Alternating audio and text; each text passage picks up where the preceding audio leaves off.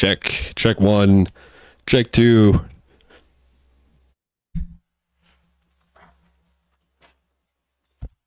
We're going to go all the way. And check three times. What up, Internet? My name is braV, and you are tuned into episode 35. It's already been of the I Can't Produce a podcast. That's the intro, and I'm super excited to announce the guest today. His name is D, or his artist name is Sweet Anomaly, a artist, DJ extraordinaire from Canada, born and raised in Montreal, and now residing in the nearest Vancouver. But my friend D, thank you so much for joining today. I would like to say I've been a huge fan of your Sub Rosa project. I don't know, and so really all my questions today might revolve around that. But I do know that you're a very, very talented, multifaceted artist. So thanks for coming on the show, man. How are you today? I'm doing great. Yeah, thanks for the invitation to join you. Well, so I just kind of wanted to, ask you a little bit about your life and your musical journey today. Nothing really in particular, but the reason I'm such a big fan of your Sub Rosa playlist or album, that project, it introduced me to a lot of music that I'd never otherwise would have found in my life whatsoever. And normally ambient music, I love that you named it neoclassical in some of the descriptions or the hashtags, because ambient music I think normally gets either like a stigma for being a little repetitive, and I think that I don't know, it's so distinct from all the other ambient music that I've heard, and there's just hours and hours of it. It's been super beneficial to my mental health. It's helped me take a huge step back from like big parts of my life. So really, what inspired you to start that project? Yeah, I mean, I feel like my introduction to ambient and down tempo and this kind of more atmospheric music happened in my rave days, when I was hanging out in the chill out rooms at these big parties, and I just kind of started to get the taste for these kinds of environmental sounds that would just kind of be filling these spaces and creating these moods. And it wasn't so much about dance, although you can dance to it, but it's not about the percussive element so much as it is about the textures and the melodic aspects, the moods that it creates. And so yeah, I mean, I got a taste of that pretty early on in my life, in the electronic music life, I guess you would say. And when I first started DJing, I actually was playing down tempo music, mostly kind of like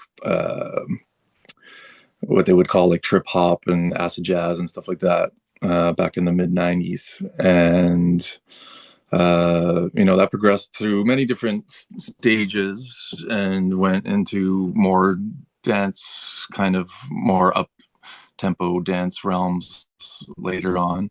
But at the same time, I was listening to a lot of ambient music, and there was a kind of a breakthrough moment. I feel like it was like the mid 2000s, where I kind of just got tapped into this vein of ambient music that really like opened a lot of doorways for me, just in my mind and in my sensibilities around music, I guess you would say. There was a bunch of artists that kind of like became known to me through who would I it's hard to say who would have been the like person that really like led me there. I would say, like artists like Loscil. I don't know if you're familiar with Loscil. So I went through I went through all of those mixes and dug through the track list, and that is familiar, but there's a ton of artists on there. Yeah. Yeah. He's a local Vancouver artist who's put out an enormous amount of music and has been doing so for a long time. And I feel like was introduced to his music. Raphael Anton Irisari is another big artist that has put out tons of music and produces as well as masters, and is just like really part of the ambient music scene in a big way, and has been for many years. And then locally, like in Vancouver, Michael Red, I feel like Michael really introduced me to a lot of sounds that kind of opened those doors, and then artists like Nils Fromm kind of becoming more and more popular now, I mean, in the last decade, I guess, even more so. But yeah, those, like, all these kinds of artists came to me around the same time. I started just really like it was like a wave of all this amazing music that just kind of like came over my life at once. And then as I was listening to it so much, I of course had my like favorite tunes and stuff. I would listen to the whole albums, but I started to imagine what it would be like to have mixes that were going through this kind of sound, rather than it be like dense and beat oriented, to just have these kind of journeys that are more of an ambient, like soundscape that I could just like drift off to, relax to, wander around to. I mean, I listen to those mixes a lot as well, so I find them, like, I appreciate that, what you're saying about how you find it useful for you to kind of carry you to other places, help you through moments that it could be challenging, through emotional moments. It helps you to tap in with feelings that you're having. It helps you to work through things like that. I mean, it actually does that for me as well, so it's cool to hear that you have that experience.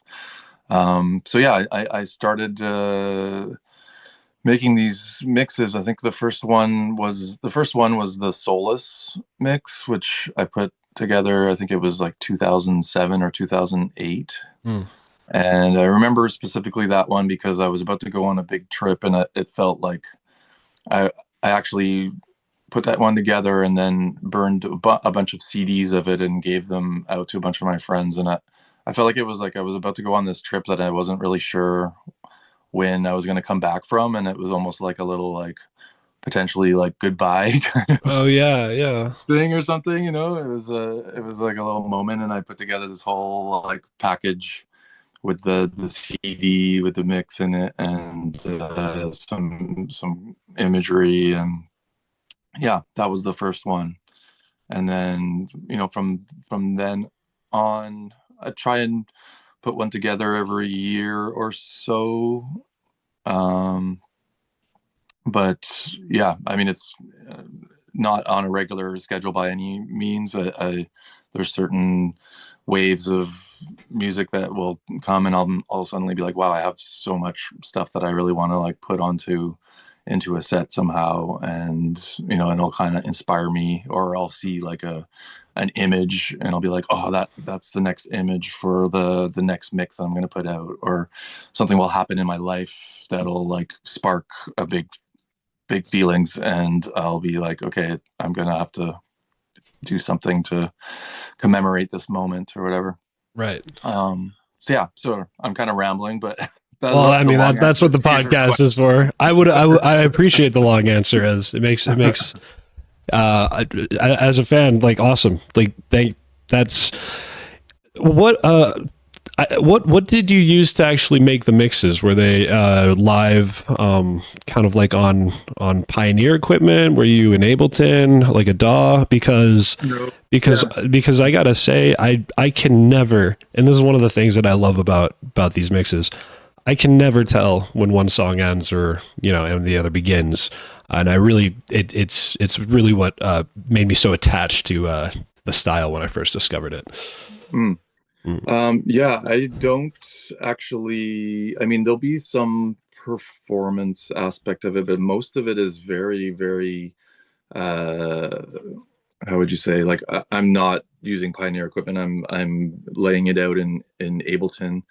Um, I started off actually in this app called Vegas, which was, I don't even know if it exists anymore, but Is it like it was, Sony Vegas? I think so. I don't even Okay. know if it was Sony Vegas back then, but um, at the time, yeah, just I remember it being called Vegas, and I think the first one or two I did in there, and then I started using Ableton, and yeah, so it's kind of like I mean, I'll start with a certain song, and then I'll just go through this. I'll compile first actually a big playlist of the songs that I feel like are potentially wanting to be in this set, and then I'll go through and try and really like find the next song that like feels like it really should lead into, you know what I mean? So like what you're saying with where it kind of has this like seamless quality. I'm definitely, that is important to me, that it feels like it just leads naturally into the next one. And sometimes that's because they're actually harmonically tuned. They're in the same key. Other times, they may not actually be in the same key, but it's like a natural step in the harmonically, melodically, that it would lead to that. And other times it's more through like less melodic aspects, whether it's like an environmental sound like the waves or something. I'll find different ways to blend using field recordings, or the song itself will have some element that near the beginning or the end that makes it so that you can mix without it having to be melodically tuned with the previous song, if you know what I mean. Oh yeah, yeah. Yeah, I thought it was awesome when I went and found all of those songs on Spotify. Some of them were 10, 14 minutes long, and I'm like, well, he, definitely didn't put the whole song in there. yeah, So I yeah, was able, I discovered a lot of new artists through that, and new parts of the songs that were not, fully in your mix. But yeah. you took the right routes and cuts and avenues, and to lead on to the next one. I was really just amazed at like the collection of music that just seemed alien to me, even though I loved it so much. Where did like a lot of that was like film scores, and where do you find all this awesome music that goes on these projects specifically? I mean, I would say that Bandcamp is the best resource for getting people's music. So much of it is available on Bandcamp. And the way that I would say that it came to me would be through, like I said, through artists like Michael Red here locally, uh, artists like Rafael Anton Irisari, who he has a lot of mixes on SoundCloud as well. If you like what I'm doing, I imagine you'd also appreciate his stuff. I would say he's a big inspiration. And so, when he puts out a mix and I listen, and I'll be like, ooh, that tune, and then check out his track list and discover artists like that. Um, yeah, I mean, and then soundtracks for sure are a big part of it, like even big stuff like Hans Zimmer, Yeah, who I did think like the Blade Runner stuff and Dune, and like, I love that kind of stuff as well. It has such a quality to it. do you have any favorite like movie soundtracks that have really inspired you kind of in that direction? And and I don't want to keep pushing you in the whole direction of my favorite work. Your journey as an artist, I'm sure, is much bigger than the small sample that I'm like kind of focusing in on here. I mean, definitely, I would say that the Blade Runner, both the Blade Runner soundtracks, like the Vangelis one is amazing, and then the 2049 Hans Zimmer one is also, I love that kind of like dark synthy sound. Yeah, yeah. So I mean, that's definitely a part of my sound palette, I guess, in the ambient realms. You know, I'll go from everything from the more gentle kinds of what I call, and what you know is called neoclassical or modern classical, which I would say you know artists like Nils Fromm fall into that realm where it's you know it's like a blend of ambient and classical music,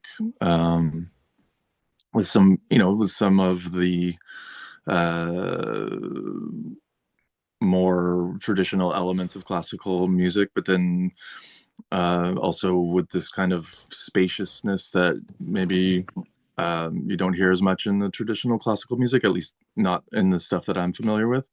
So you know, I feel like I in those sets I'll touch on all kinds of stuff like that, and also I touch on stuff like what I you know even music that I would listen to when I was in high school, like Slow Dive, for instance, or you know some old tunes that will you know be kind of pop up and be like, wow, there's like something so dreamy about this tune. It's like hauntingly beautiful, you know, and so I'll try and find a way that that can you know get in there.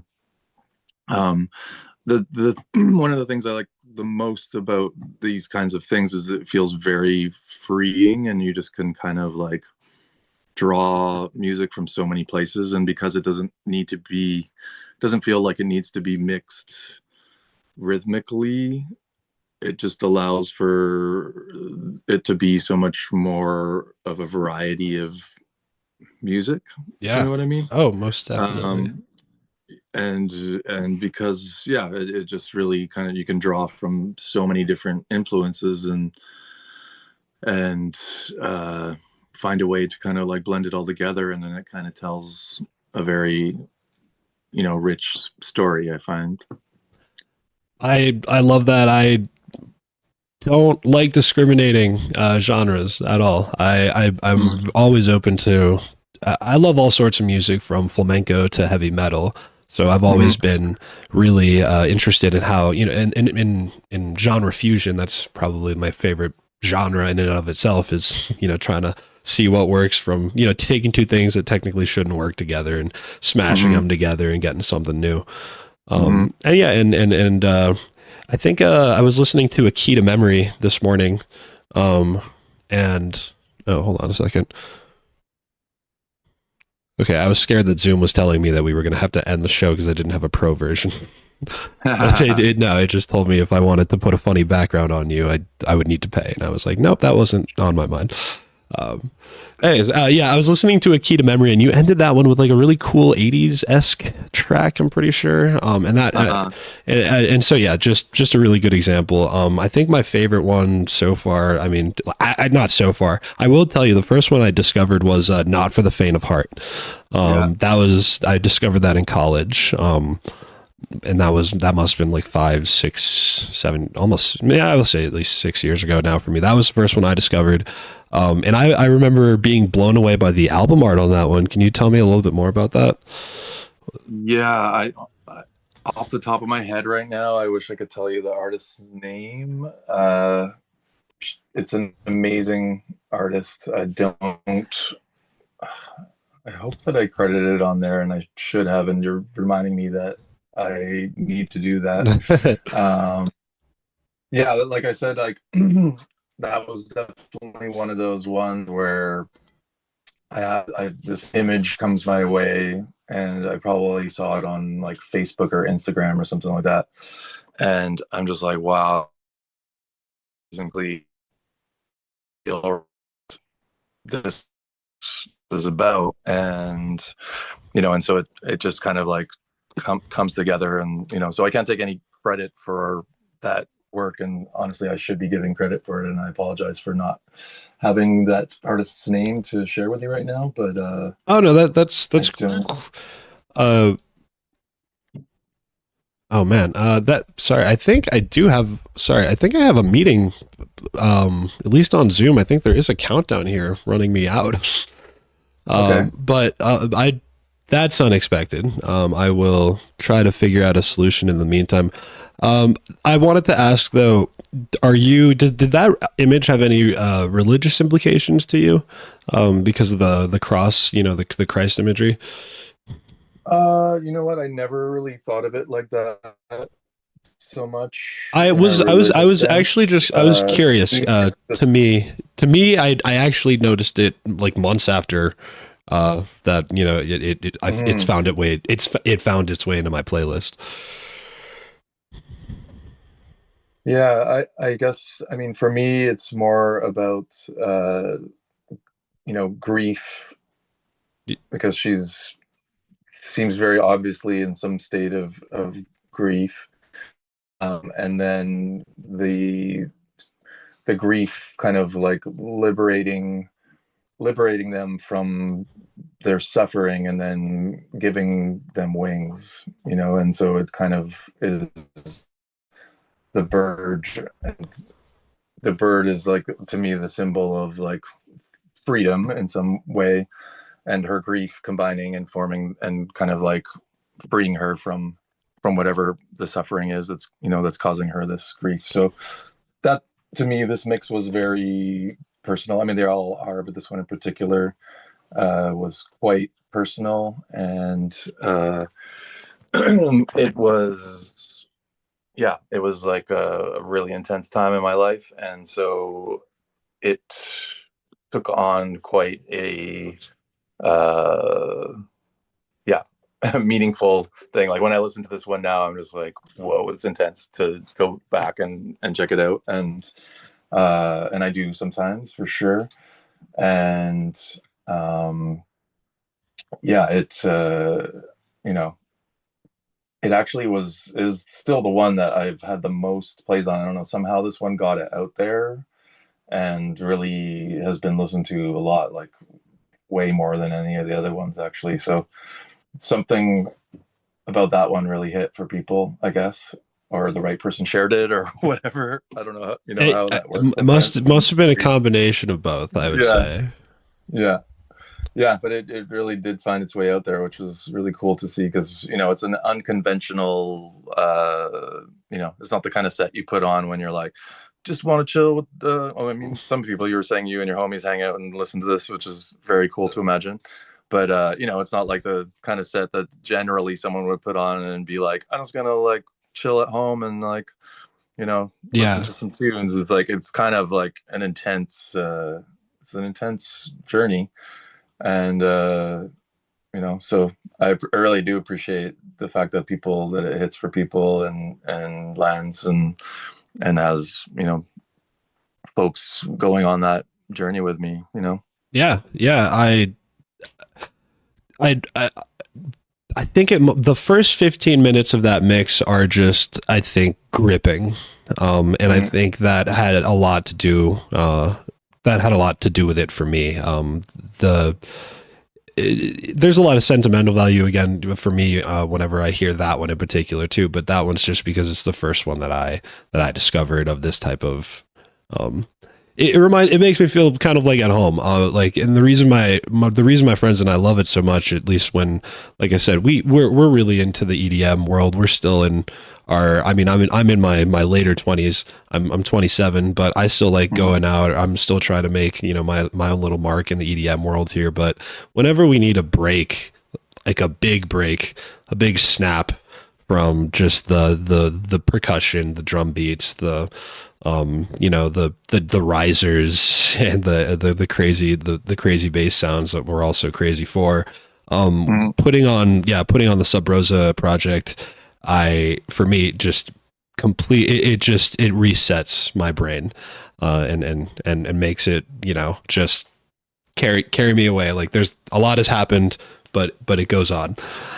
Mm-hmm. Um, and I think a key to memory is really good. Yeah, a key to memory is that's the thing. Most ambient music that I've heard and listened to, and that you'll find, I think, is meant to chill you out as its main goal, I'd Mm-hmm. say. But I don't think your main goal here is to chill out. I think your main goal here is to experience.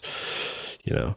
Yeah, I experience an emotional journey, which can have its chill moments, but also has its less chill moments. And I I definitely, I'm not wanting to like, how would you say, there's definitely darkness and dissonance and challenging moments, I think, in all of the sets, almost, where there's like a little bit more of like a whoa, that's a heavier moment or whatever, um which I feel like kind of creates these counterpoints to the more gentle moments, so it really does kind of give this sense of going through some kind of journey, Yeah. which are definitely, I mean, especially with the Not for the Faint of Heart, those moments feel especially poignant to me because I was definitely going through it, and it was about some kind of cathartic release type of uh, expression. Uh, I definitely, I also don't, I want to leave people feeling good, that like I'm definitely not trying to like just, create a feeling of being disturbed or uncomfortable, maybe in certain moments for a moment just to like come through the other side. But I always want it to feel like there's a resolution at the end that feels somewhat like peaceful and leaves people feeling like at ease. Yeah. Oh, hello. Yeah. Yeah. Well, I just wanted to. Can I just go back for a moment? I did get the name of this artist because I felt really bad oh yeah, about not. please shout it So out. the artist's name is Noel, Noell Oswald, OSZ, or Z as you would say in the US, VALD, Oswald. And actually, it's a photograph, which is wild. I don't That's know. beautiful. Yeah. And So, I don't mean to cut you off, but here's what I would think I need to do. I think I need to restart this Zoom session because I don't know since when this happened, but they're timing us out. But what I'm okay. gonna do is I'm gonna play just for the archive. I'm gonna start playing a key to memory so that people have some context about what we're talking about, and then I'm Cool. gonna try and restart the meeting so that we can continue this conversation. Sounds good, man. Awesome. I'll see you right here in a second. Here, D. Okay. All right. All right, everybody. So yeah, we are experiencing technical difficulties for Zoom, just because I've never used Zoom for the podcast before. But we're going to try and make this happen. I'm going to try and restart the meeting and just see if I can keep this going with the free version of it. We just didn't happen to use Discord today. So if not, I might look for another solution. In the meantime, it should only be a few minutes. Here is here is Not for the Faint of Heart. This is the song that changed my life. This is the mix that changed my life. We'll only be playing here a few minutes of it, or maybe even so, if that. But check out the description. You'll be able to find all of these mixes.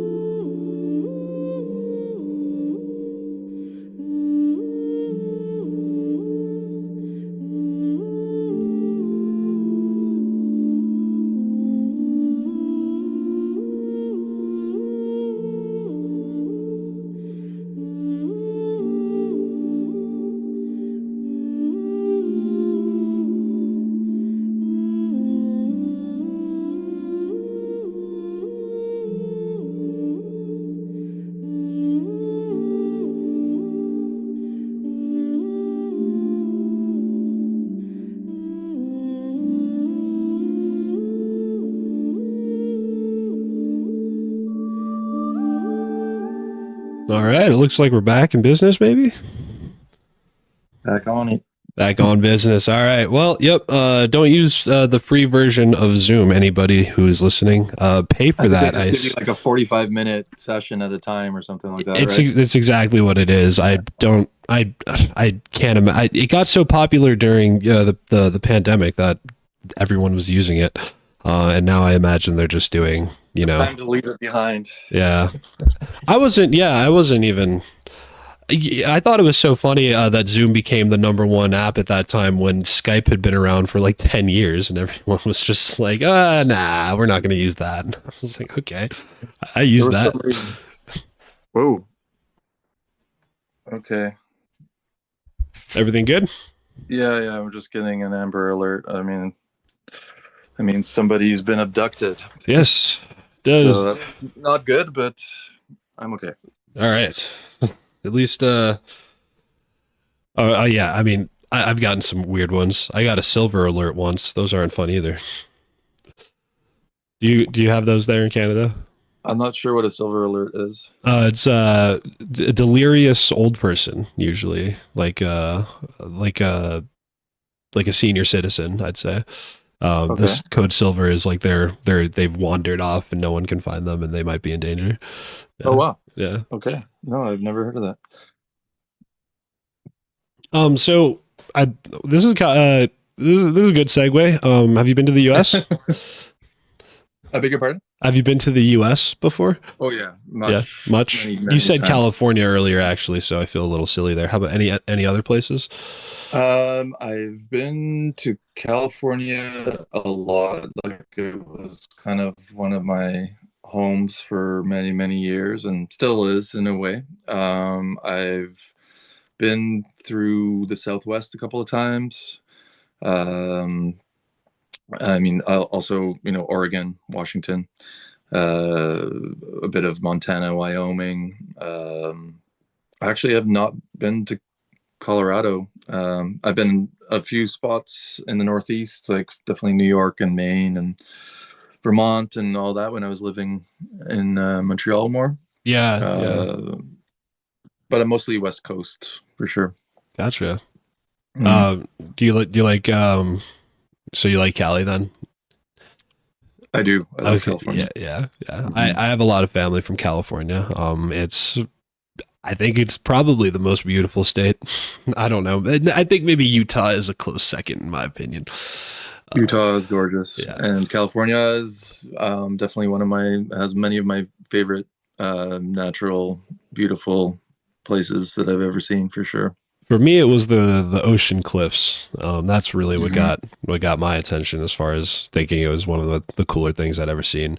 And then for Utah, Mhm. oh my god, the desert, just the red sand everywhere. Definitely, I felt like I was in a Star Wars movie. I didn't know that was right in my own country. Mhm. Any other places in? I've never, like I was telling you earlier, I've never been to Canada. Where should I? I mean, where should I plan my first trip to?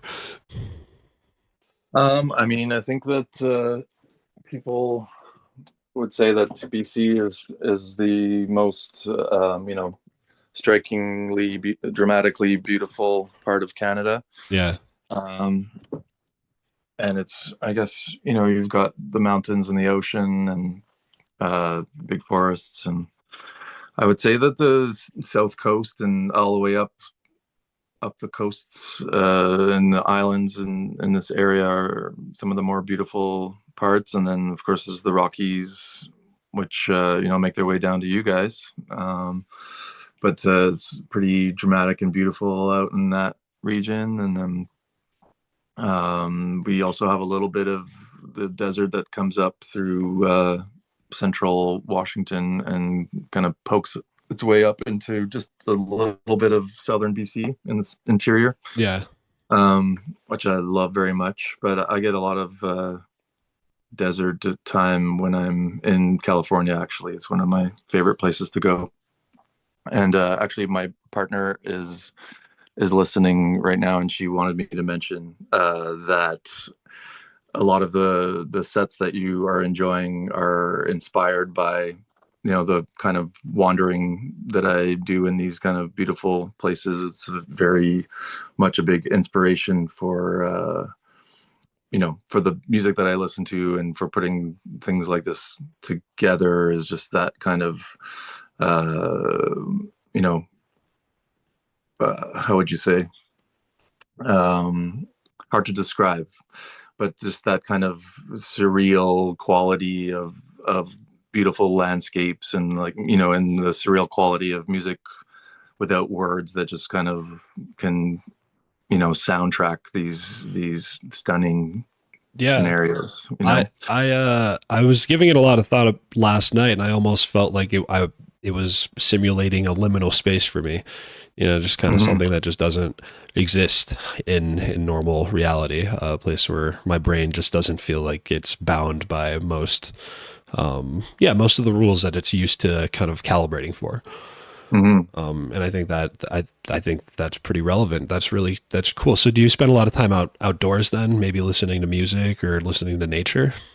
Absolutely, yeah. I love to spend time outside. I love to listen to music while I wander around. I love to wander around in silence as well. Yes, very much, and just listen to the sounds of the environment. I'd say that that's probably my favorite thing to do. Really, Yeah, yeah, good choice. Yeah. one of my favorite things to do for sure. Yeah.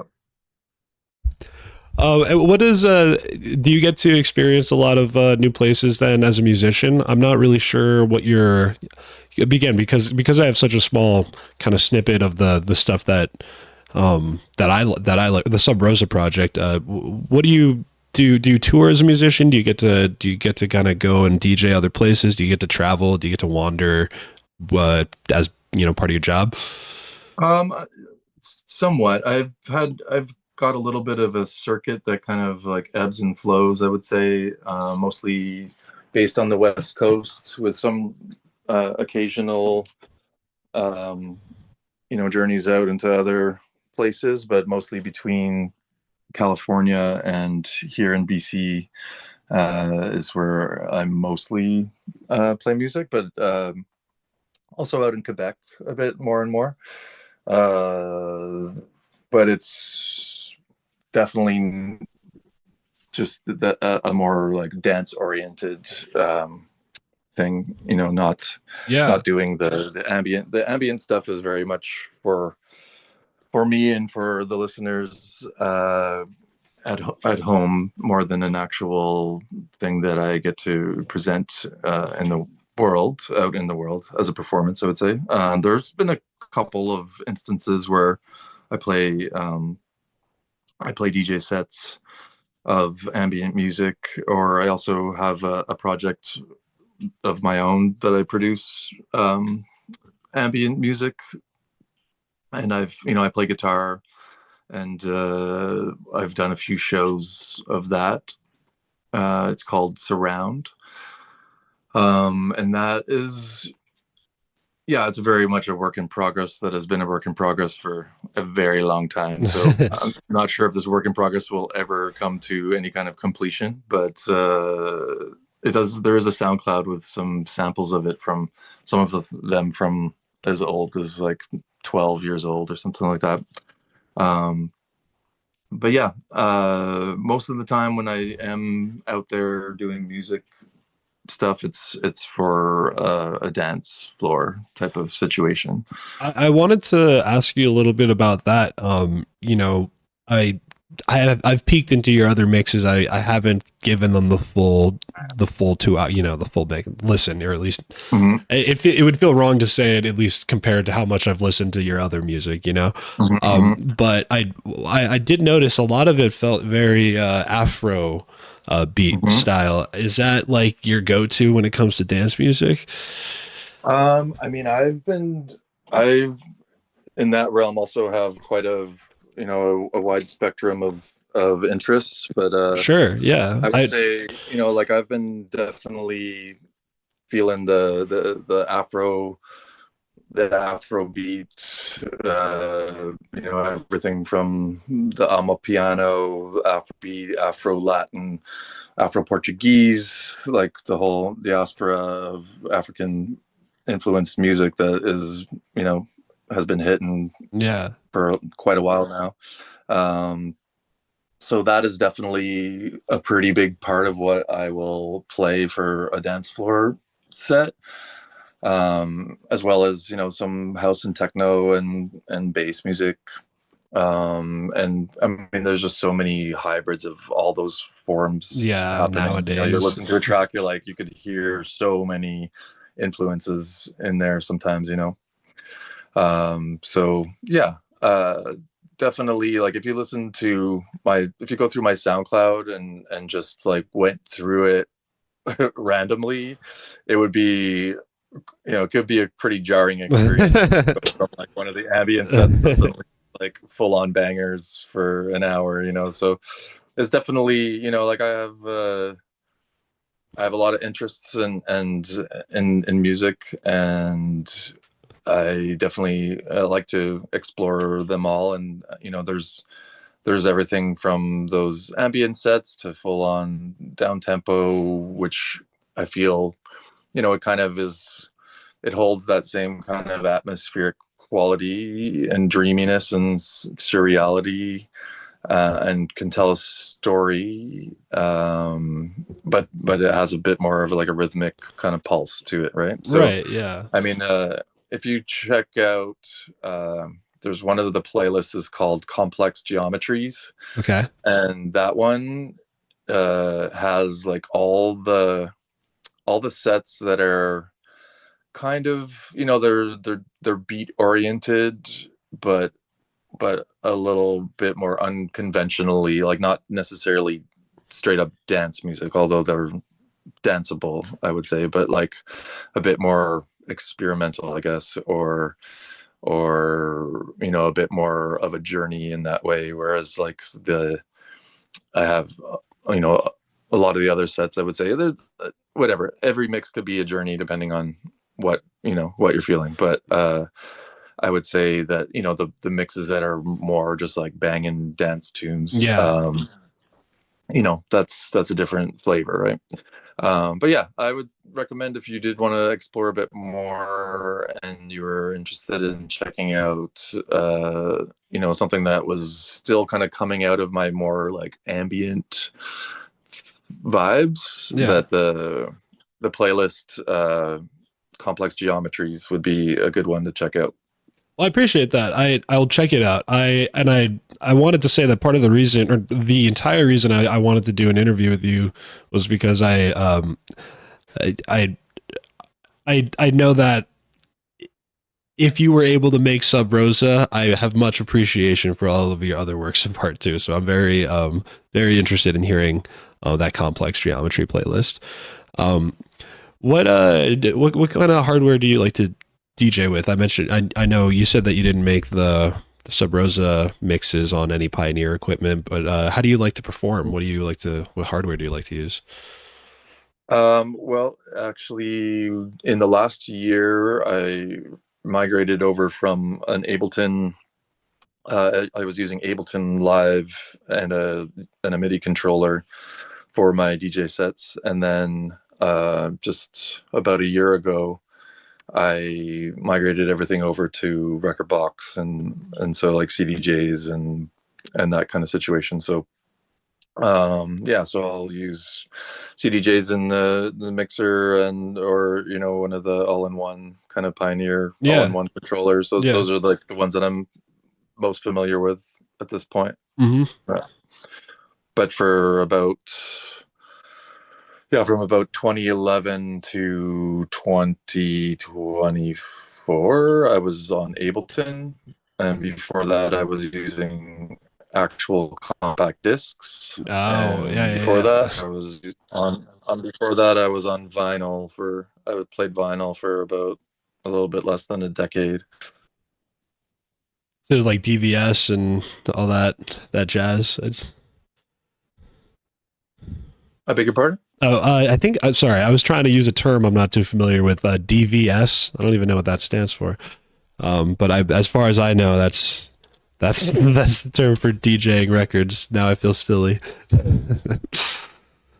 Oh yeah, Yeah.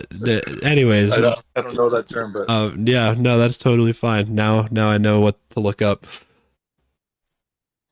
What yeah, sorry about that. it's okay. Well, No problem. definitely you know what so you're more of a DJ than a producer, I'd say, right? Like cuz I am too. Definitely, yeah. I don't I interview a ton of producers mostly because I'm always trying to work on my own stuff, but um how is that Uh, how has that been? It sounds like you've been on this journey for a very long time. You know, do you what is what kept you in the game, you know? um, that's an interesting question. I would say, I mean, my interest and love for the music is has been consistent for a very long time and has never really, um, you know, faltered or changed much. I'm always Yeah. like hungry to hear what's going I, on, and like there's always like new and interesting developments, and then also just the amount of music that's being made right now and that's also been made over the last decades and decades in electronic music is there's just so much, and it's kind of an endless catalog of the archives are just rich with things to discover, so but there's that has definitely kept me interested, and I mean I'm very much involved in the community that kind of gathers around these things, whether it be at festivals or in after-hour spaces, all the different kinds of events that are happening within my communities here in BC, down in the States, and out east in Quebec. So that's a big part of it is the community aspect. I'm an event organizer as well, so that's another aspect of how I involve myself in it. that sounds very awesome or useful, you know? What kind of do you do like stage builds or little like festivals or gatherings? Um, for there was a time where we were organizing a little festival out in the Slocan Valley, which is out in the mountains in the interior of British Columbia. Um, and it was called The Field. We did like 7 or 8 years, I think, of it. And I don't know, you've probably heard of the Shambhala Music Festival. Oh, yeah, most definitely. Yeah, so I played at that for many, many years, and at the time that we were doing the field, so the Shambhala would happen in the second week of August or something like that, or the first weekend of August, and then we would do our festival the weekend after, and so we'd get to kind of be like a little pilgrimage for a bunch of people that would come from Shambhala out to Oh, the that's cool. this show that was at our friend's farm and on a river, this beautiful, beautiful location. And because a lot of the artists were already in the neighborhood, we would be able to get them to come out to play at our thing too, even though it was like a much, much smaller, much smaller affair, much smaller Right. budget, Yeah. much smaller attendance, Well, just work like a smarter, not harder. family.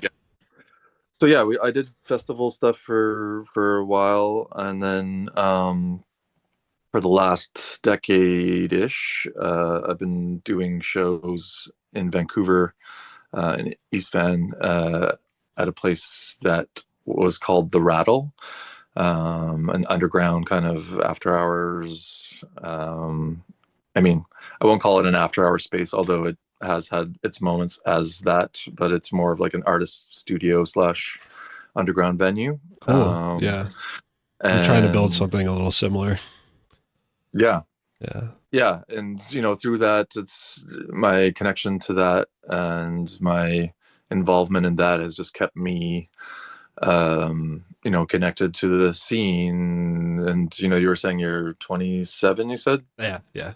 Yeah, so I'm 48, and I'd say that a lot of my friends that I see all the time now are, in your age range, between mid 20s to mid 30s, because I'm still kind of involved in these worlds. That there are some people my age there as well, but I would say like the vast majority is quite a bit younger than me.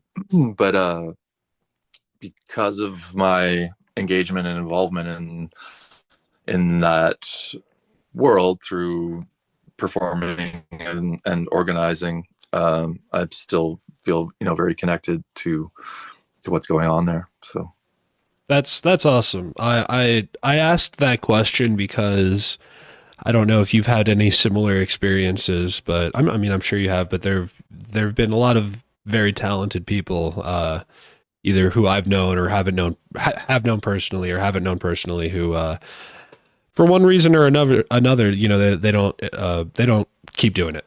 They either Mhm. it's for a variety of reasons. The list is almost as big as the list of the people who don't stay in. But it can be positive, it can be negative. But either way, I think it's a real testament, to kind of be in the scene for as long or it's not to be in the scene. Anyone can show up, not anyone, but it's one thing to show up. But I think keeping the love for the music and the craft and the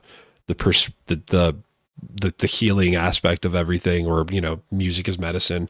I don't know. I think keeping that perspective is a bit challenging uh, over the years. I don't know. I hope to never lose my appreciation for Yeah. the music and for everything that I've discovered through these years.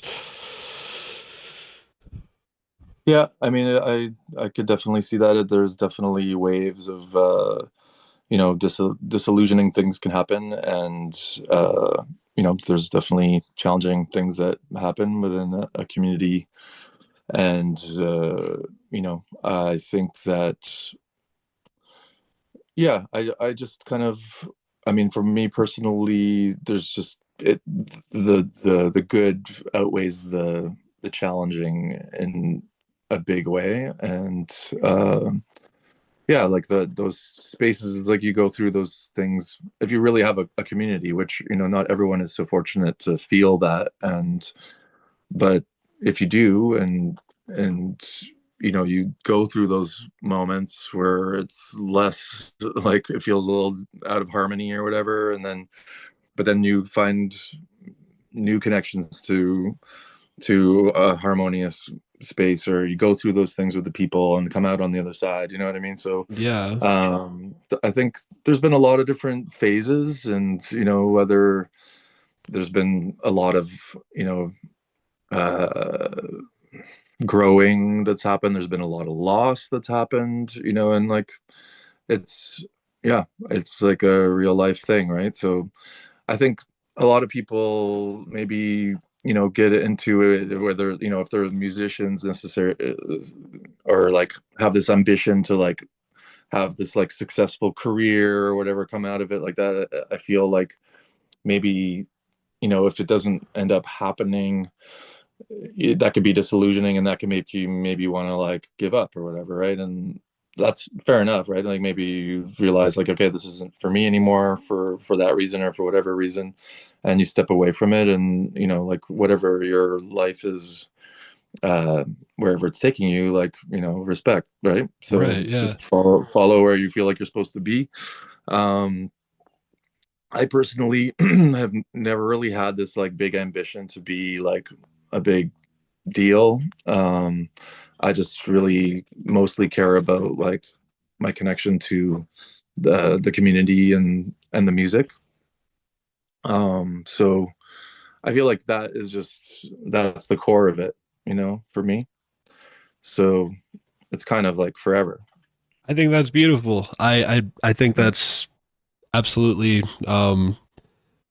it's inspirational. Was there ever a time where you thought you didn't want to do music anymore, or were you close to giving it up for any reason whatsoever, or and if it wasn't as serious as that, was it just a time where you just found yourself not listening or touching music at all?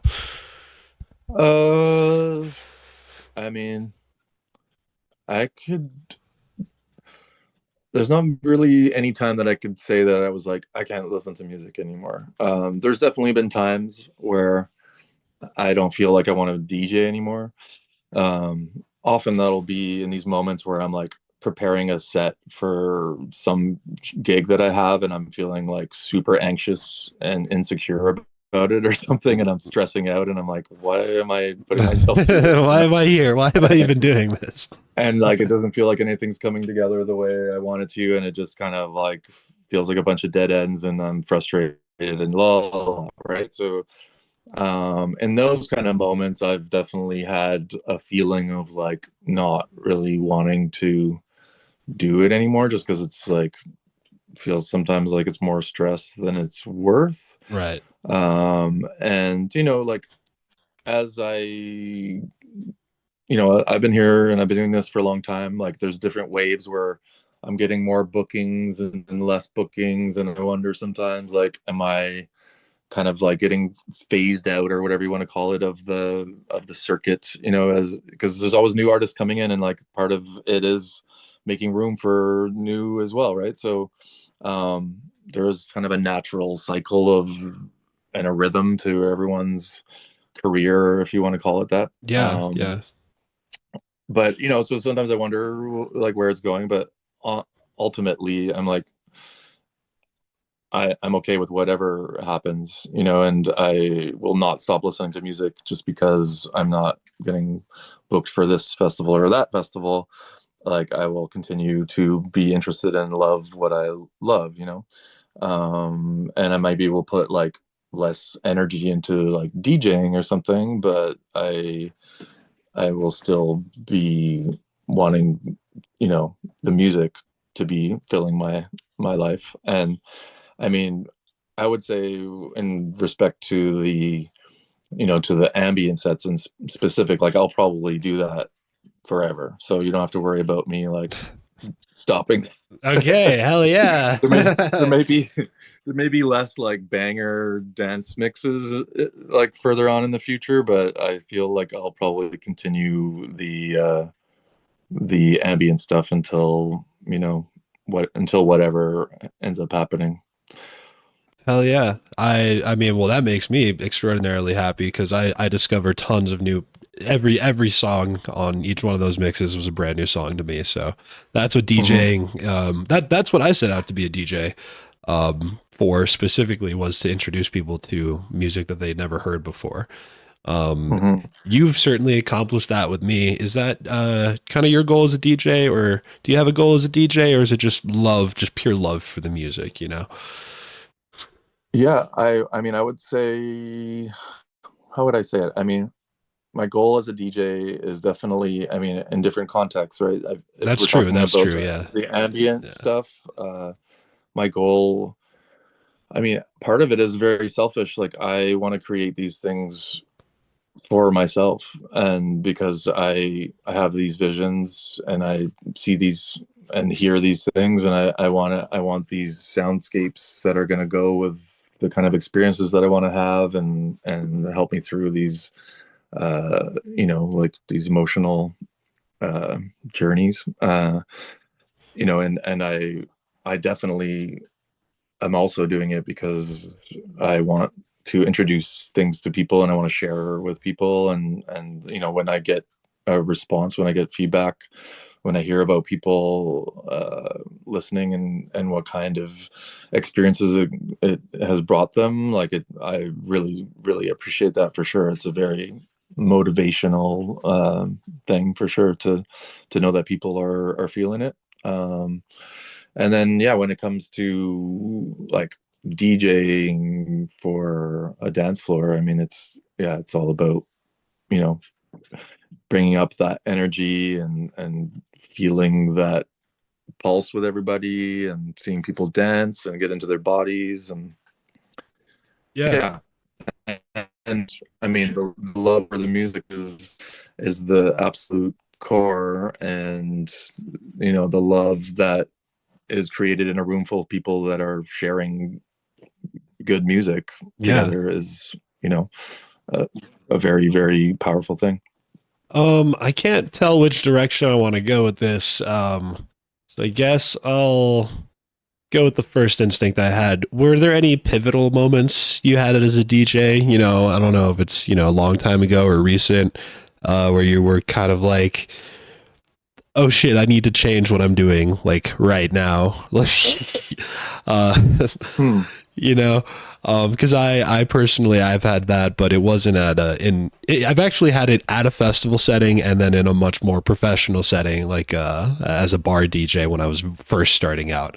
I fumbled that one, or Huh. I kept the job, but I remember I was such a nerd and a music nerd, and I didn't I going out to bars is not anything I ever had an interest in, even while I was in college. I always thought that the DJ had full control of the room, and they do technically. They have control over the speakers, but I always thought at first I was so naive. I thought everyone expected that a DJ was going to introduce, like everyone had the same idea of what a DJ was that I was, which is DJs introduces you to new music. But nope. Most people at a bar want the DJ to play the songs that they already know over and over and over and over Uh, again. So that was my wake up call, as to, oh shit, not everybody sees music the way that I see music. yeah. Yeah. I mean, that's interesting. For sure. When you're a DJ, you know what your crowd is, right? And Yeah. there's definitely a lot of different kinds of crowds. There's crowds that want to hear all the stuff they've never heard before, and that's the most exciting thing to them. Yeah. And then there's the crowds that, yeah, they want to hear the hits because it's all about familiarity. And, so, I mean, you just really got to know your crowd. Yeah. I mean, that question, to answer that question, I mean, have I had a moment where I realized that I need to make big changes? I mean, uh, I guess I don't know if I'd say that you needed to. I think I know I phrased it that way. I think I more meant yeah, I think I more meant like highlights, big highs or big lows in this long journey that you've had as a DJ. let's see. Well, I could say that one big shift that happened, and it's not like high or low, it's more just like a progression where I went from playing vinyl to CDs, and it was in that moment that it kind of like opened up this whole new realm for me where whereas before it was like you had to find the record. There's no other way that you could get the song. Is you could only have it if you could only play it if you had it on vinyl. And then all of a sudden CDs became, CDJs came into the scene, and suddenly you could burn CDs and you could like, you know, get music from MP3, like you just had all of a sudden you had access to so much more music, and you could DJ anything that was in your collection. So it actually created this whole new approach where I just felt like I could play anything, and sometimes I think it was really random and maybe like more fun for me than the people that were listening to it, because I was just still like kind of exploring what that meant, Yeah. and it would maybe was a bit less cohesive, whatever. But I think it was really a turning point where it opened up the scope of possibilities for what I could imagine playing in a dance music set. Interesting. It opened it up to any number of things. And as I started to become more, as I honed that, and made it less still a bit random, I'll admit, but like, you know just honing it in a bit and making it make more sense and making it more accessible, and how, yeah, it really kind of changed my whole approach to DJing. Whereas before I would be very like genre specific, like I'm playing down tempo, and that's, there's like some parameters there that I would have to stick within. And then once I busted out of that, I was like, whoa, I'm gonna play like so many different styles of music, and Yeah, you know, floodgates are like I open. started to just hear the similarity.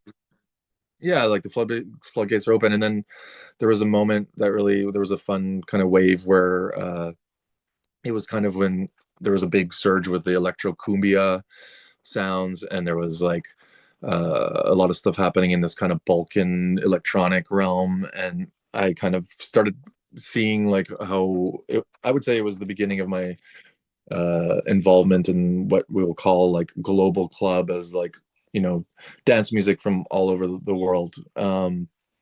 So like that all kind of happened around the same time when I started playing CDs. I was able to get all this music, and you know, starting to see how it all was like, say, in the same tempo, so I could like mix all these different sounds from all these different places and make this kind of coherent like dance set with that, you know. And it was a very, very fun kind of shift from what I had been doing before, which felt a lot more serious, I guess, for lack of a better term, like just a little bit more like serious, less playful, less like, you know, celebration, a little bit more like, yeah, moody and serious. So that, you know, for me, I guess in the realm of me as a dance music DJ, that was a big kind of like turning point. You just reminded me that I have listened to a full set of yours that isn't part of the Sub Rosa project, and it's La Uh-huh. Cumbia del Amor. I got Uh-huh. it. That was I forgot that was from your page. I remember I only listened to that within the last year.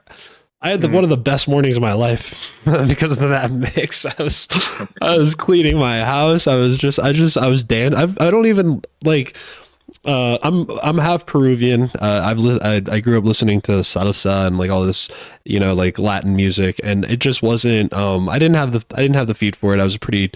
I don't know. Like I was a pretty insecure kid, so I never really wanted to dance, and that music never spoke to me. I was really always into. I don't know, rock and Mm. mostly rock and classical music. Funny enough, but yeah, Latin music just was not something you'd ever find me listening to. But Uh-huh. La Cumbia del Amor, oh my God, you just had all that music, you knew all that, and you were like, yeah, cumbia is awesome, let's go. Yeah, I mean, there was a real moment where I was listening to a ton of like, yeah, the cumbia from like Colombian cumbia, and then the chicha from Peru, uh, Yeah. and I just like, yeah, and some salsa, and you know, all those sounds from the like 60s, 70s, Latin America, like came to me in this moment, and I was very, very into it, and like I had quite a nice little collection, and I was like, I want to make like, yeah, I want to put this together and have like a mix of this, because yeah, it's a vibe, right? Like you put that on Yeah. and it's just like you can't help but feel good, Yeah, you know? I felt great. It put a smile on my face. I really did. I felt connected with my Latin self. And Beautiful. I hate to interrupt like this again, but Mhm. we ran that was quick, but we're on our next 40 minute block. I'd love to Okay. at least do one more. We don't have to go the full 40 minutes. I know that you know, you got some stuff to do, but I'd like to at least give us a proper tie off, you know. Sure. Sounds So, good. all right, Yeah. great. So I'm gonna play La Cumbia del Amor for the fans, and same process as last time. All right. All right, Cool. cool. See you in a sec. Okay. All right, you heard it here, guys.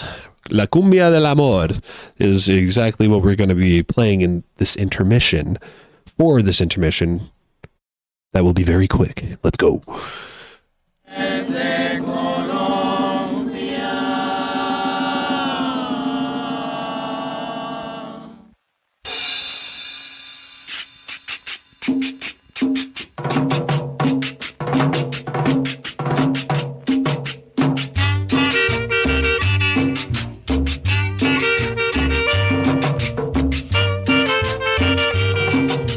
Que nos invita a bailar. Ritmo ardiente de tambores se escucha por el lugar. Es la la cumbia de las flores que nos invita a bailar.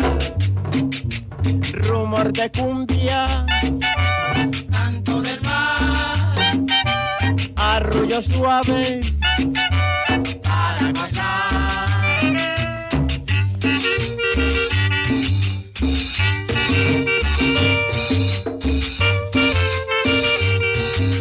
Que nos invita a bailar. Flores bellas de Colombia, engalanadas están, matizando sus colores de tarde primaveral. Parejas enamoradas, alegres vienen y van al embrujo de mi cumbia. Todos llegan a danzar. Rumor de cumbia, canto del mar, arrullo suave para gozar.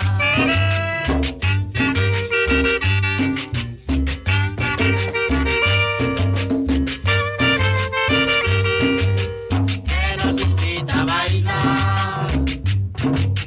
Ritmo ardiente de tambor se escucha por el lugar. Es la cumbia de las flores que nos invita a bailar.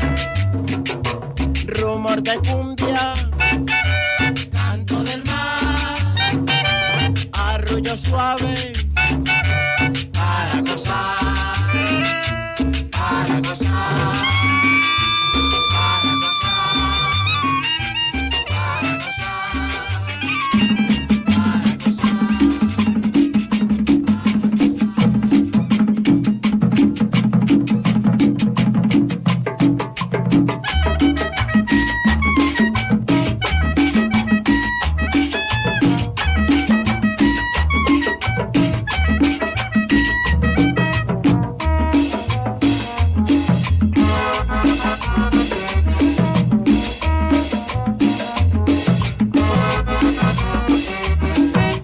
Cumbia, cumbia, cumbia. Cumbia, cumbia. All right, welcome back again. All right, well, yeah, love cumbia. Where so you were listening to a lot of Latin American music. Yeah, sounds like you're a little familiar with Peruvian music. That's pretty cool. Yeah, I mean, I feel like the interest in cumbia kind of led me to the chicha because they coexist in, I mean, at least in the era. You know, there wasn't, I don't know what's going on now with Peruvian music, but that era of the like 60s and 70s Was insane. I watched a documentary about it. As far as like psychedelics, psychedelic cumbia in Peru. Totally. Yeah. Yeah. So, you know, I don't know that much about it other than the fact that I love it, but you know, like I don't know that so much about it at all. Well, all I watched was a documentary, and they were like, it was just Peruvian. You know, it was just a bunch of Peruvian acid heads, I'd say. You know, a little the equivalent of their dead heads. And but the thing is, they started making all this psychedelic music, but the government cracked down on them even harder than I guess they would have in like the States, I suppose. Right. But that's all I know about. I watched the documentary, but you've introduced me to more cumbia than I probably my whole family. I'm not gonna lie. There's a lot of French. I mean, we're on this language kick. There's a lot of French in those Sub-Rosa mixes. Do you speak French? Yeah, I do. Is this my American ignorance? Do most people from Montreal speak French? Montreal is in the French province. It's a predominantly, I would say, 3/4 actually French people, and I would okay. So it was my American ignorance. People are bilingual in Montreal, but Quebec is a French speaking province. Yeah. Most def. And so, but they teach English there, I suppose. Right? Yeah, I mean, my parents are English, and there are English neighborhoods in Montreal, and there's English kind of towns outside of Montreal, but it's predominantly French. And the school system, I mean, I don't know where it stands now, but definitely, I was in a bilingual school where I would have some subjects in English and some subjects in French. And then, I would say, especially in Montreal, because it's such a diverse city, everyone pretty much speaks both languages, if not another one on top of that. You know what I mean? Because there's people there from all over the place. I always felt DC, where I'm from, was very multicultural, but funny enough, I don't think French was not on that list. I don't know why. I look back on my childhood, and it's like I'd hear not a new language every day, but I'd smell a new type of food every day. That's for sure. And but yeah, no, I didn't really have a really good French best friend until like college, or I don't know why. No, so French culture, Canadian culture, I've never, just not something I'm too familiar with. So hope that wasn't an ignorant question. Like, so those parts in the mixes, you're like, what are they talking about? Yeah, exactly. Yeah, I don't know what's going on. I'm really trusting you on those parts. But do you understand like Spanish at all? I have a very, very basic understanding of Spanish. I definitely understand much more than I can speak. There's a lot of words in Spanish that I would understand because of French, because of the fact that I know French, because they're similar. Right. So yeah, I mean, if I heard some basic things being said in Spanish in a song, I could definitely pick up like the gist of it. Not necessarily every word, but yeah. Yeah. No, I was wondering, because it's funny enough, some of the first English my dad ever learned was from his AC/DC CDs. He loves to tell me that. Yeah. So I was, I imagine, like the first words that you ever learned in English were the lyrics to Back in Black. That's wild. Yeah, music is definitely helpful for teaching people. It's transcultural. It's a very it's a spiritual. It can be a spiritual experience, but it's on a more grounded level. It traverses through culture. It doesn't need to be bound by anything. Well, I guess it wouldn't be an I Can't Produce podcast if I didn't ask you where you got the name Sweet Anomaly. So okay, well, it happened right around the time actually where I was talking about, where I referred to that moment where I was transitioning from the vinyl only to playing CDs. So when I was a vinyl DJ, I called myself DJ Downlow. Downlow? DJ Downlow. That's DJ sick.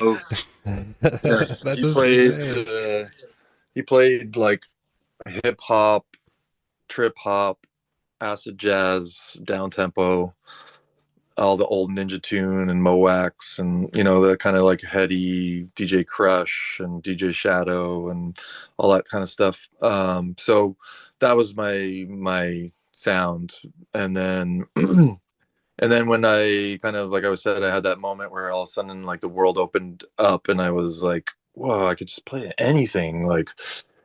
And then DJ Download suddenly didn't seem appropriate anymore. He was very much about that sound, and then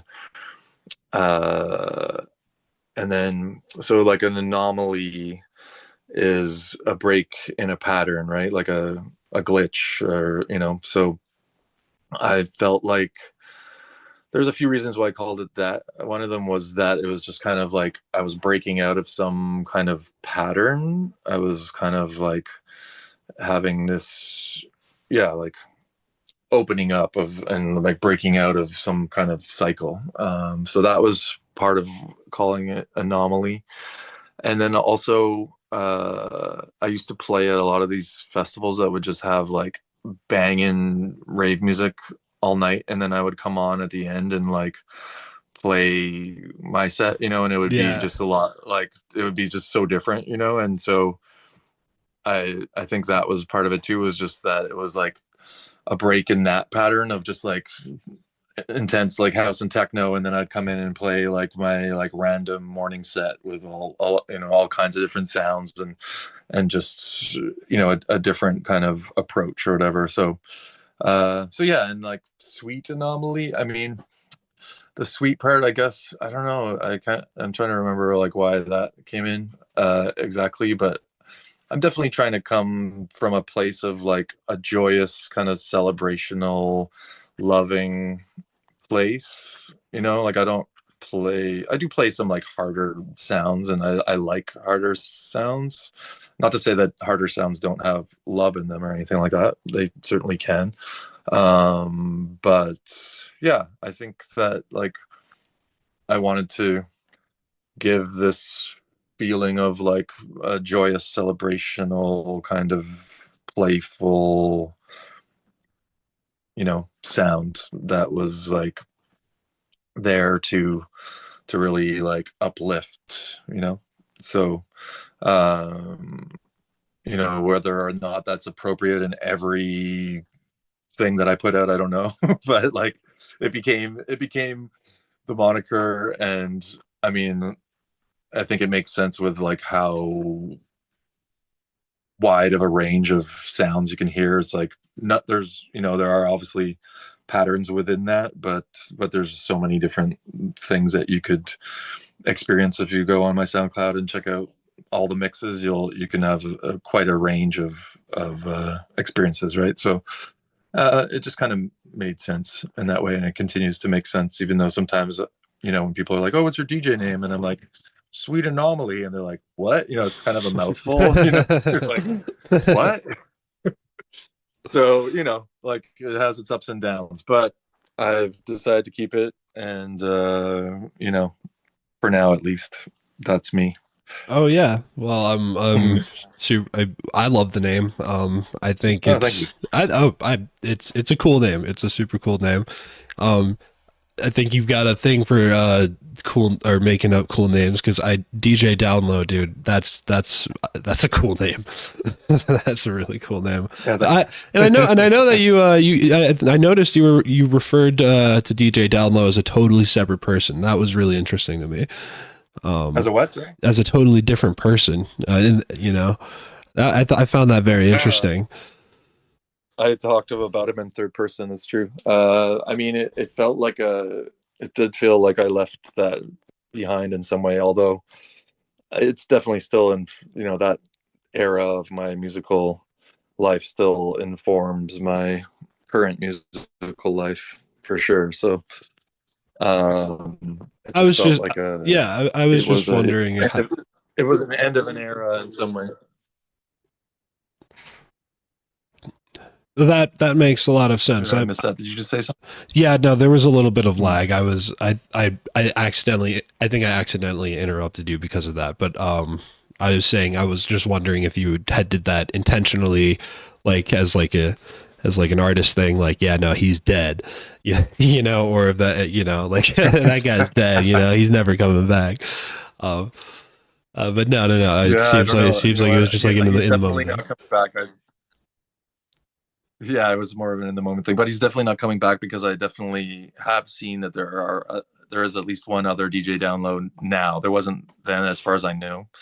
I mean, there probably was in another city, in another place, but back when I was DJ Download, the internet was just starting, so I couldn't even find out if there was another DJ Download, really. Yeah. So, we're talking like 20, 30 years ago almost. Oh my God. Anyways. Well, I mean, yeah, now all the names are taken though, so it's not even like you can try anymore. There's actually other Sweet Anomalies, but there's a Sweet Anomaly that is a bakery somewhere in the Midwest. Nice. And someone actually sent me an email once asking if I could make them some cupcakes. And I was like, and then I actually looked I was like, why are they asking me for cupcakes? And then I looked it up, and I found the Sweet Anomaly Bakery, which I think it's in Minnesota or something like that. And then there's another Sweet Anomaly. They make like jewelry or something like that. They're like a jeweler. I saw them on Instagram, but yeah, I was pretty amused by the request for cupcakes. Did you reply?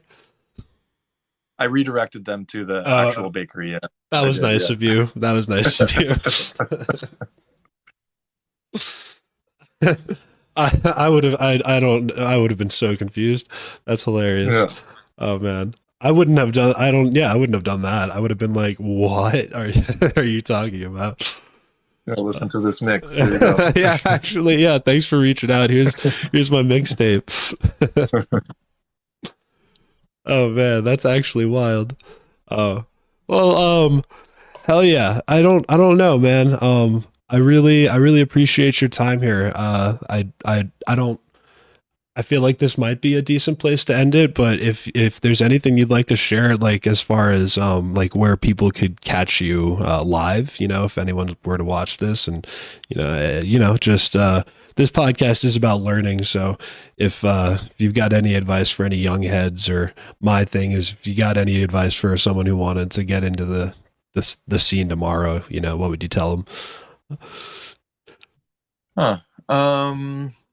That's a good question. Well, I don't really have anything to plug at the moment. If people are interested in, following, shout yourself out. Give them all your details. Yeah, you can check out, follow me on Instagram. I do post all of my gigs on there and promote gigs through there, and share my mixes through there. So that is a good way to keep track of what I'm up to. And you'll also see photos of the beautiful places that I go, and of my beautiful friends and beautiful girlfriend. And it's a personal page, but it will have, you'll get to know me. I guess is what I'm saying. So that is a good way to keep up to date with what I'm up to. And the SoundCloud, I will, if you follow me on there, you'll see all the new sets I'm putting out, a solid amount every year, 3 or 4 or 5 every year, in the whole range of genres. And yeah, gig wise, I don't have anything on the calendar at the moment that is fully ready to be promoted. But if you follow me, you will find out. And as for what you were asking about, what would I tell someone who wants to get into the scene? I mean, I guess get into the scene, DJ, or start a music project, Right. Okay. I mean, I would say that the most important thing is finding finding what you love in the music, because it's, it can't be about it can't be about anyone else, really. And it can't be about approval. It can't be about popularity. It can't be about, any of those things. It has to be about your personal connection and love for the music. And if you have that, then there's this authenticity that just emanates from that, I think. And you will have a better chance at getting your way out there. And ultimately, I mean, I don't know if I'm the best motivational speaker, because I'm honestly not the most ambitious person when it comes to this kind of stuff. I've had a good amount of success, I guess you would call it. I've got to play a bunch of gigs and festivals, and I feel very grateful for that. I've not chased it in a way. I've had, for whatever reason, whether it be through my skills, through my connections, through whatever, I've been able to have the kind of career, I keep on putting that in quotations, career that I've had. And, I don't know what to tell people other than love what you're doing, and, and connect with a community if you can, like finding community is, I think, like the most important part. And I feel like that's one of the things that like exists in the dance music world, and a lot of the cities and towns that I go to, is that like there's this whole network of people that are all like connected through this music and these gathering spaces where music happens, right? And so, like finding that, connecting with the people, helping, being a good a good member of the community, like showing up, supporting, uh like you can see who's out there and who really cares, right? So be one of those people that really cares. And I think that that will open doors. You know what I mean? I really do. I really do. You gotta, community is undersold today in today's culture, I feel like. And it's really the only thing that has kept me in the music scene, actually, with all my doubts. So I definitely agree with that part. Yes, but D, you are an inspiration to me. Seriously, I really do appreciate like your energy today. Just kind of, like I said earlier, I aspire to keep my my love for music, my passion for music for the rest of my life. And it's really nice to have a conversation with somebody with your experience, and just being a huge fan in general. You've made a huge impact on my life, so it's a big day for me, man. Thank you. It's my pleasure. Yeah, thank you. I've really appreciated this convo as well. So thanks for reaching out, and thanks for the invitation, and thanks for listening, and thanks for feeling it. Like it means a lot to me. I'm gonna keep doing it, and I will continue to share it with everyone I know. So, thank you, D. Pleasure meeting you, and I guess that we'll call that a wrap for today. Okay. All right. I hope you have a beautiful rest of your day and success with everything else that you do. Peace and love. Same to you, my friend. All right. Thank you. Peace out. Much love. Much love. All right, everybody, that's our show. That was awesome. I'm super stoked. But yeah, if you want to check out what we do here at icantproduce, go check out the links in the description. If you want to check out Sweet Anomaly and his sweet mixes, also check out that description. All the links are down there, including the Discord server. The Discord server, we do weekly production meetings, and if you like what you heard, you're definitely gonna keep learning about music production there, and you're gonna have a great community of people to interact with, and who just want to help you kind of help you learn how to make music. That's what icantproduce is all about. But none of us know what we're doing, so it's a little bit difficult because the only rule is you can't produce. Anyways, that's my attempt at a joke. That's my attempt at ending the episode. My name is braV. Thank you for tuning into episode number 35 with Sweet Anomaly. Go check him out. Until next time, y'all. Peace out.